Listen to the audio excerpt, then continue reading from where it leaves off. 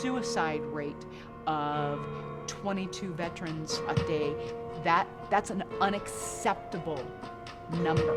We train the National Guard unit. We've had people commit suicide. Mental health with physical fitness. And when you put those two things together, you have created a recipe for absolute success. Those people coming in that had brain injuries or, are paraplegics, quadriplegics, they've got problems and they've got mental issues that they need to work through.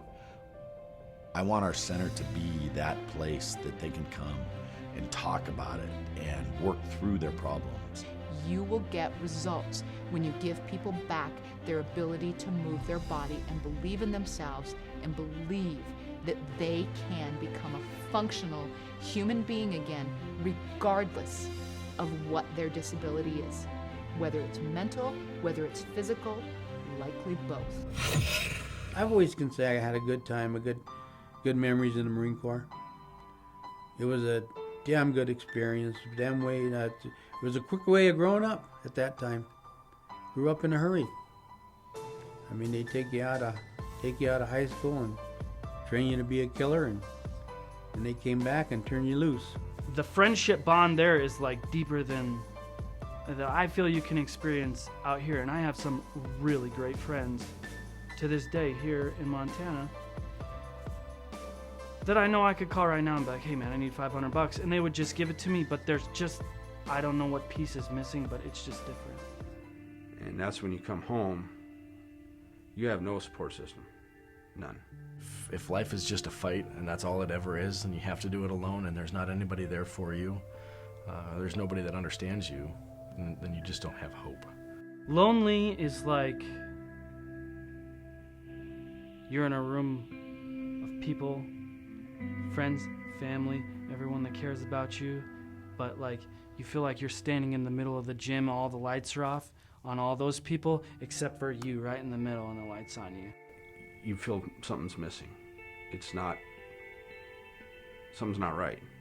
And then you get home and you go down to your bed that you slept in your mom and dad's house, since you were in high school or whatever, and you lay awake at night, and you think about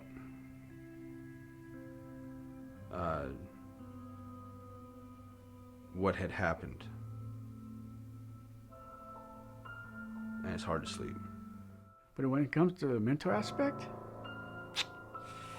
triggers are triggers, and unless you identify them all, and even if you identify your trigger, you're going to freak out in crowds.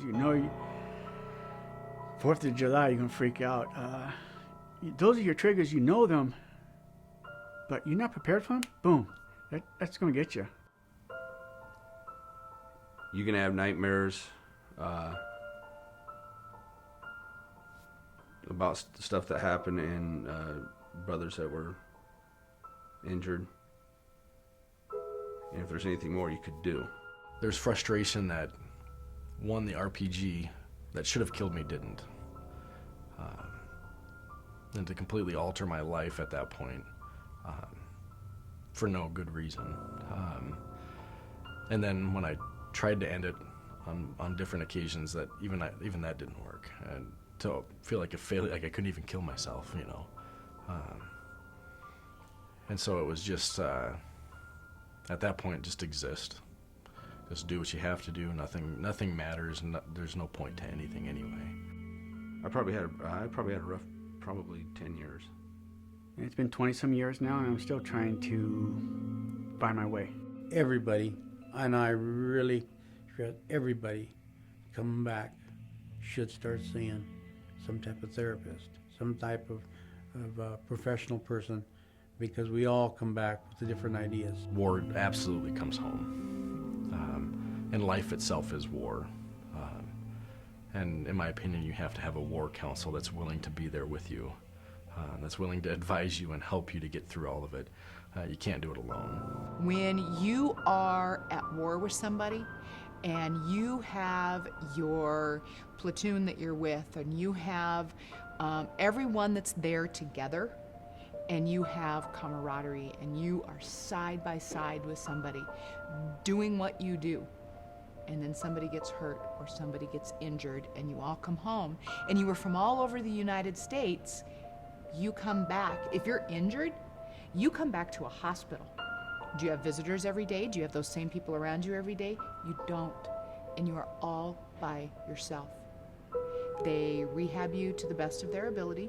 They give you your percentage of disability, and then they send you home. What do you go home to? You're not going home to the type of relationships that you had when you were there. And so all of a sudden you are transported from feeling like you belonged somewhere to feeling like you belong nowhere. And so we have too many soldiers today who are coming home, staying home. They don't leave their houses. They don't open their curtains. They don't interact with anybody. And they don't have a system in place where people check on them.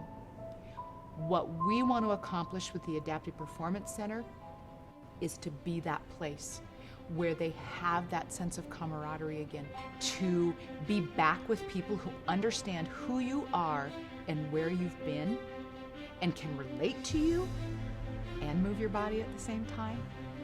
We are giving them hope. We are giving them that opportunity to believe that they can get back that person that they were before they left. Everybody goes to normal gyms like trying to get all this attention, but in reality, nobody gives up if you're there or not. Nobody cares. Like here, people actually know you, and like you can make like relationships and stuff that are more than surface value, I would say. Because like even Karsten at the front was like, dude, where were you Monday? Like we don't work out together. We're not, I wouldn't say we're acquaintances. I wouldn't necessarily say we're friends. We don't have each other's number. But he still was like, whoa, where were you, man? Like, I don't really feel like you would get that anywhere else. It's kind of funny to me that there's like that dynamic at other gyms where like everybody goes for attention, but you're invisible. But not so much here. You come here for no attention, but you get it anyways.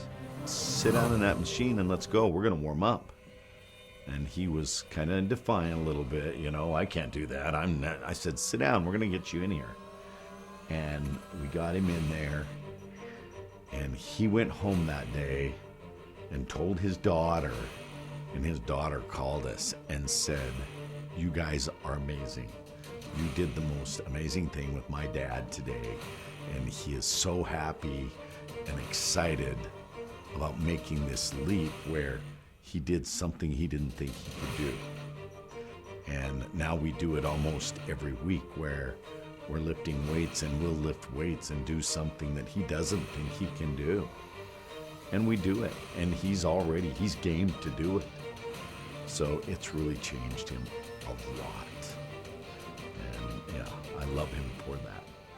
Coming here, this place opening up for veterans has done wonders for my attitude, my activity, my activeness, and I can't brag it up enough. I really can't. It's one of the best things that happened to me in my life. I love it. I know as long as I keep coming here, I'll be around for another 20 plus years. Without some place to be able to be myself, every day was a struggle. I mean, every day still is a struggle, but now I have hope. I have dreams, I have desires, I have a future. Before, it's just one more day. It's just one more day. Just get up and do one more day. I came to APC and bad day. Oh, bad day working with some of the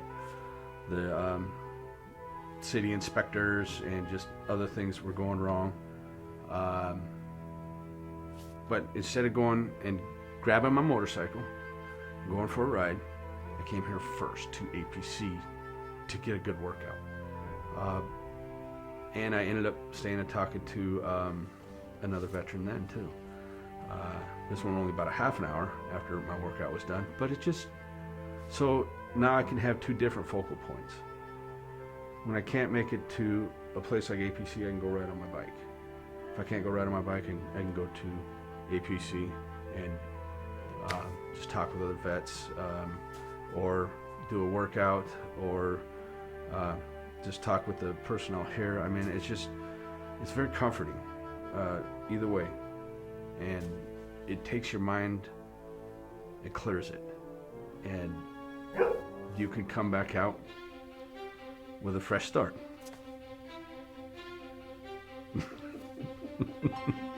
I'll tell you, our 2 dogs that we have here they're godsends for these vets. To sit and watch the vets sit on the couch, and we can be talking, and the dogs come up and sit on their laps, and they just pet the dogs, and it is so heartwarming, and you know and you feel that these dogs are helping these vets, because the dogs are just laying there, just letting those vets pet them, and they're just loving life, and it's so warming to watch that. Dogs are real beneficial. I have a couple dogs at home, but so yeah, I think every screwed up veteran should have a dog. I mean, every veteran should have a dog. I mean, it just helps you to have an external accountability of your emotions and what kind of state of mind you're in. So I love having the dogs around, even though they leave hair everywhere on me. It gets me in trouble when I get home. My other dogs, like, The atmosphere that they create, I think, is homier. Kind of like you're working out from home, yet it's a place to come to, and they're always there to the pooches are always there to greet me at the door, even though sometimes I gotta step over both of them, but which is just fine, and they always there for a little pet, little tummy rub, and yeah, I enjoy having them around.